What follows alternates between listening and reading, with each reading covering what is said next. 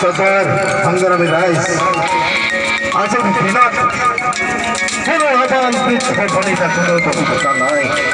আজি কোন কোন ছাত্রছাত্রী সকলে সৰু সৰু ল'ৰা ছোৱালীবিলাকে আজি জাতিৰ মনোভাৱ আজি নিজৰ অস্তিত্বৰ অভাৱ সকলোৱে অনুভৱ কৰিছে।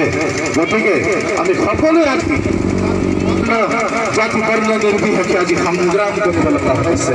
কিন্তু এটা কথা সদায় মনত ৰাখিব লাগিব যে আমাৰ বিভিন্ন জাতি জনগোষ্ঠীৰ মাজত যি সম্প্ৰীতি যি মিলনৰ এনাজৰী ইয়াৰ মাজত সংগ্ৰামৰ জৰিয়তে হয়তো কোনোবা বিৰোধ মনোভাৱ ভৰাই আমাৰ প্ৰতিবেশীৰ মাজত এটা বিশৃংখল পৰিৱেশৰ সৃষ্টি কৰিব পাৰে।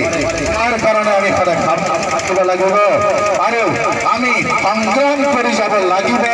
নাগৰিকত্ব আইন আমাক নালাগে, কোনো বিদেশী আমাক নালাগে।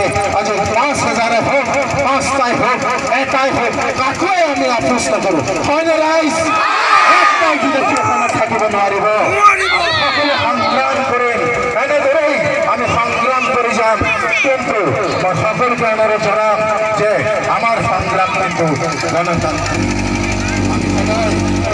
সদায় আমি গণতান্ত্ৰিকভাৱে আন্দোলন কৰি যাব লাগিব।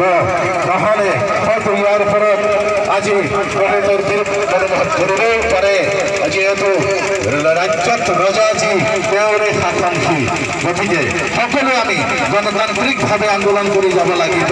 পুনৰবাৰ কওঁ, কোনো ব্যক্তি বিশেষৰ বিৰুদ্ধে আমার আন্দোলন নহয়, আমার আন্দোলন হল রাজ্য শাসিত সরকারের বিরুদ্ধে যে আমার নাগরিকত্ব আইন আমার নালাগে। তেওঁলোকে যিমানেই নুবুজক আমি কিন্তু নামানো। হয়নে রাইজ? হয়নে রাইজ? দরকার হলে ইয়াতকৈ আমি আৰু আন্দোলনের দিন আমি আৰু বঢ়াই দিম, তথাপিতো আমি নামানো। জয় অসম।